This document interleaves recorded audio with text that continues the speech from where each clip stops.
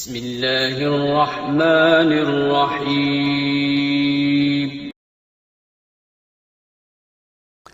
ظہر اور عصر میں مقتدی کتنی قراءت کرے؟ محمد ریحان یونان سے پوچھتے ہیں ظہر اور عصر کی نماز میں امام کے پیچھے صرف سورہ فاتحہ پڑھنی ہے یا ساتھ قراءت بھی کرنی ہے؟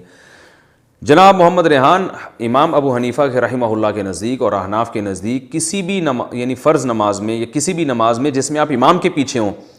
تو آپ کو ثنا پڑھ کے خاموش ہو جانا ہے، نہ سورہ فاتحہ پڑھنی ہے اور نہ قراءت کرنی ہے، کیونکہ صحیح حدیث ہے اس بارے میں۔ آپ صلی اللہ علیہ وسلم نے ارشاد فرمایا من کان لہ امام فقراءۃ الامام لہ قراءۃ، جس شخص کا کوئی امام ہو تو امام کی قراءت مقتدی کے لیے کافی ہے۔ تو یہ قراءت میں سورہ فاتحہ بھی داخل ہے اور سورت بھی داخل ہے۔ باقی اس پر میں دلائل سے ایک کلپ ریکارڈ کروا چکا ہوں، تفصیلی دلائل میں اس وجہ سے ابھی نہیں دوں گا، اور دوبارہ کسی وقت موقع ملا تو اور زیادہ ڈیٹیل میں اس پہ انشاءاللہ میں دلائل سے ایک کلپ ریکارڈ کروا دوں گا۔ فی الحال آپ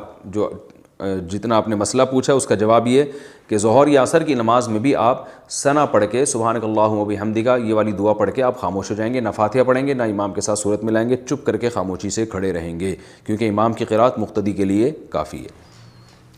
اگر ماں بچوں کو والد سے نہ ملنے دے، سیف اللہ صاحب ثوابی سے، یعنی طلاق کے بعد اگر ماں بچوں کو والد سے نہ ملنے دے، ایک شخص نے بچی پیدا ہونے سے پہلے ماں کو طلاق دی، اس کے بعد بچی پیدا ہوئی، باپ اسے لینے کے لیے آئے تو ماں نے اس کے حوالے کرنے سے انکار کر دیا،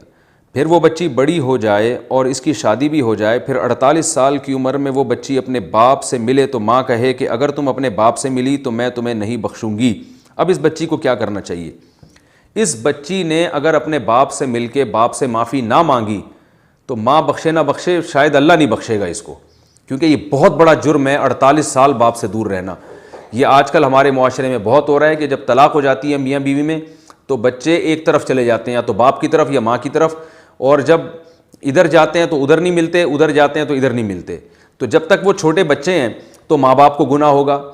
کہ ماں نے اگر اپنے پاس رکھے باپ سے نہیں ملنے دے رہی تو ماں سخت کبیرہ گناہ کی مرتکب ہوگی، باپ نے اپنے پاس رکھ لیے ماں سے نہیں ملنے دے رہا تو باپ کو شدید کبیرہ گناہ ہوگا،